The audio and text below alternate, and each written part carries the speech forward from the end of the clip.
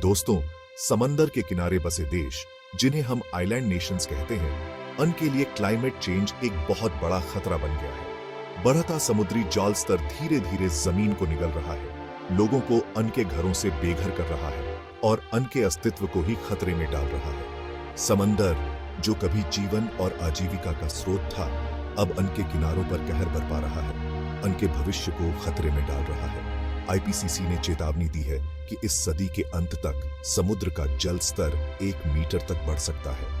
यह कई island Nations के लिए बहुत भयानक होगा, जिससे जमीन के बड़े बड़े हिस्से डूब जाएंगे और लाखों लोग बेघर हो जाएंगे। लेकिन इतनी मुश्किलों के बावजूद आइलैंड नेशंस हार नहीं मान रहे हैं। क्लाइमेट चेंज के बुरे प्रभावों से निपटने के लिए वे काबिले तारीफ धीरज और नई तरकीबें अपना रहे हैं। बढ़ते समुद्री जल स्तर का सामना कर रहे आइलैंड नेशंस की दुर्दशा इस बात की साफ याद दिलाती है कि हमारा ग्रह कितना एक दूसरे से जुड़ा हुआ है। हालांकि ये देश आकार में छोटे हो सकते हैं, लेकिन उनके एक्सपीरियंस पूरी दुनिया के लिए एक चेतावनी है। मालदीव हिंद महासागर में 26 एटोल की एक श्रृंखला बढ़ते समुद्र के स्तर से अस्तित्व के लिए खतरा महसूस कर रहा है। ग्रीन हाउस गैस उत्सर्जन को कम करने के लिए सख्त कार्रवाई की वकालत करते हुए मालदीव सरकार अंतर्राष्ट्रीय जलवायु वार्ता में सबसे आगे रही है। सेशेल्स हिंद महासागर में 115 द्वीपों का एक समूह अद्वितीय जैव विविधता वाले हॉटस्पॉट का घर है, जो जलवायु परिवर्तन से प्रभावित है। उनकी कहानियां इस वैश्विक चुनौती के लिए एकजुट वैश्विक प्रतिक्रिया की आवश्यकता पर प्रकाश डालती है। मालदीव अपने खूबसूरत समुद्र तटों और आलीशान वाटर बंगले के लिए मशहूर क्लाइमेट चेंज का सबसे बेहाले और सीधा सामना कर रहा है। चूंकि इसकी 80% भूमि समुद्र तल से 1 मीटर से भी कम ऊपर है, मालदीव बढ़ते समुद्री जलस्तर के लिए बेहद संवेदनशील है। स्थिति की गंभीरता को समझते हुए मालदीव सरकार ने अपने द्वीपों और लोगों की रक्षा के लिए नए और असरदार उपाय लागू किए हैं। ऐसी ही एक पहल है कृत्रिम द्वीपों का निर्माण, जैसे हुलहू माले, जिसे बढ़ती आबादी को समायोजित करने और बढ़ते समुद्री जल स्तर से सुरक्षित पनाह प्रदान करने के लिए डिजाइन किया गया है। एक और महत्वपूर्ण बदलाव है समुद्र के किनारे दीवारों और सुरक्षा का निर्माण, ताकि जरूरी इंफ्रास्ट्रक्चर और कम्युनिटियों को कटाव और बाढ़ से बचाया जा सके। मालदीव ने मीठे पानी के संसाधनों को सुरक्षित करने के लिए वर्षा जल संचयन प्रणालियों और पानी को खारा से मीठा बनाने वाले प्लांट में भी निवेश किया है। देश ने 2030 तक कार्बन उत्सर्जन को पूरी तरह खत्म करने का संकल्प लिया है और नवीकरणीय ऊर्जा स्रोतों में भारी निवेश कर रहा है। उनकी कहानी एक मजबूत उदाहरण है कि सबसे कमजोर देश भी जलवायु परिवर्तन से निपटने के लिए सार्थक कार्रवाई कर सकते हैं। सेशेल्स अपने स्वच्छ समुद्र तटों और खूबसूरत प्रवाल भित्तियों के लिए प्रसिद्ध है और क्लाइमेट चेंज के खिलाफ अपनी लड़ाई में प्रकृति आधारित समाधान के महत्व को समझता है। मैंग्रोव वन, जो सेशेल्स के तटीय इलाकों में पानी के अंदर और बाहर दोनों जगह पनपते हैं, प्राकृतिक तटीय सुरक्षा का काम करते हैं। उनकी घनी जड़ें तटरेखाओं को मजबूत करने में मदद करती हैं, जिससे तेज वेवियों और बढ़ते समुद्री जल स्तर से कटाव कम होता है। प्रवाल भित्तियां, जिन्हें अक्सर समुद्र के वर्षावन कहा जाता है, सेशेल्स के द्वीपों की रक्षा करने में महत्वपूर्ण भूमिका निभाती है।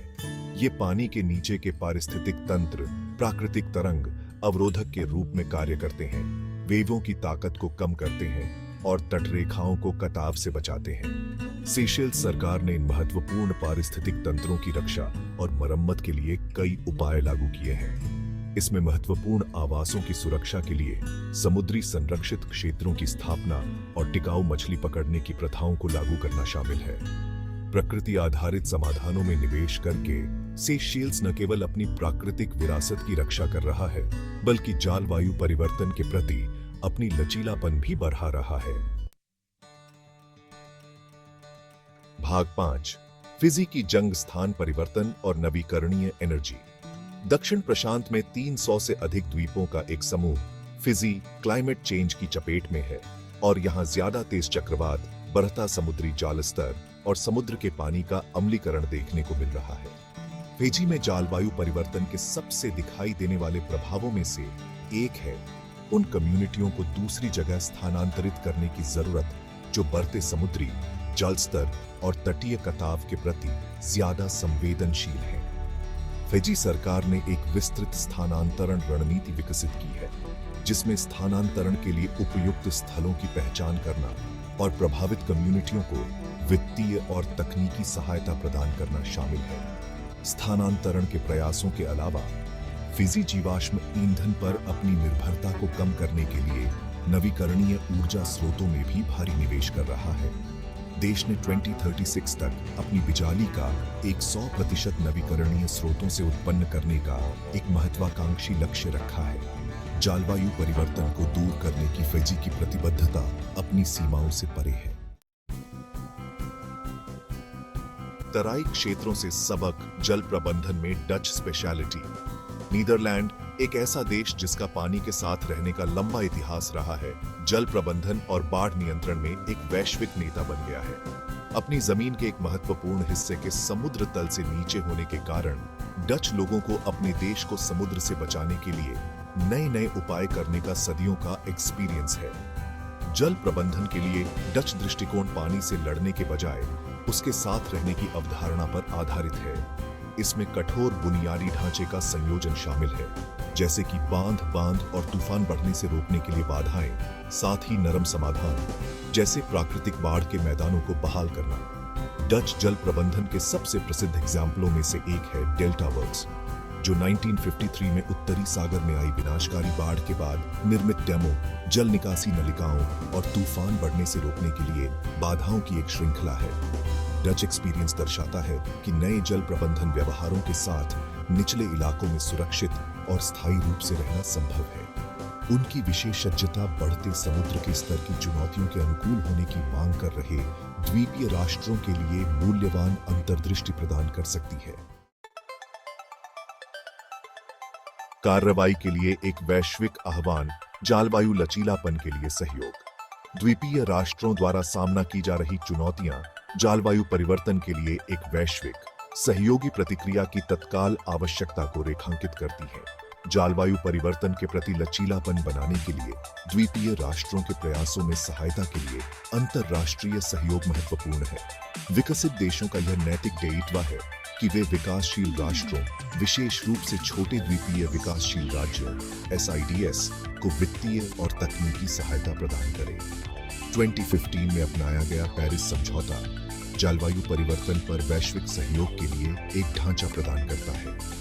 सरकार के नेतृत्व वाली पहल से परे दुनिया भर के वैज्ञानिकों, शोधकर्ताओं, नीति निर्माताओं और कम्युनिटियों के बीच अधिक से अधिक सहयोग की आवश्यकता है। ज्ञान, सर्वोत्तम व्यवहारों और प्रौद्योगिकियों को साझा करना एक अधिक टिकाऊ और जलवायु प्रतिरोधी भविष्य में संक्रमण को तेज करने के लिए आवश्यक होगा।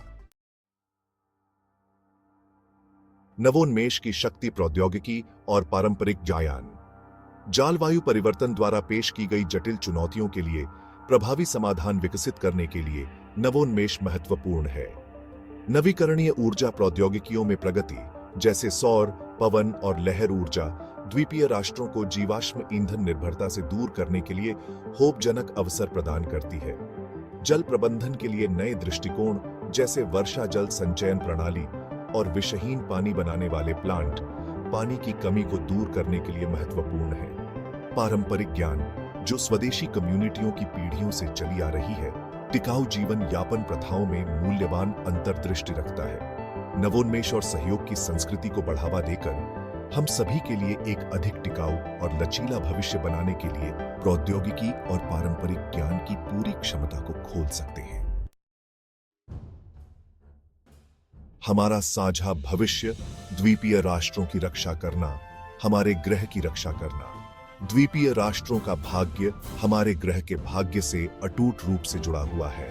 बढ़ते समुद्र के स्तर, चरम मौसमी घटनाओं और अन्य जलवायु परिवर्तन के प्रभावों के खिलाफ उनका संघर्ष हमारी दुनिया की अंतर संबंधितता की एक कठोर याद दिलाता है। द्वीपीय राष्ट्रों की रक्षा करना सिर्फ उनके निवासियों की आजीविका और सांस्कृतिक विरासत की रक्षा का मामला नहीं है, यह हमारे ग्रह के भविष्य की रक्षा करने के बारे में है। अंतर्राष्ट्रीय समुदाय को जलवायु परिवर्तन के अनुकूल होने और एक अधिक टिकाऊ भविष्य बनाने के लिए द्वीपीय राष्ट्रों के प्रयासों में सहायता के लिए एक साथ आना चाहिए। एक साथ काम करके हम एक ऐसी दुनिया बना सकते हैं जहां द्वीपीय राष्ट्र न केवल जीवित रहे बल्कि फलें फूलें, सभी के लिए एक अधिक टिकाऊ और न्याय संगत भविष्य के लिए लचीलापन, नवोन्मेष और आशा के प्रतीक के रूप में सेवा करें।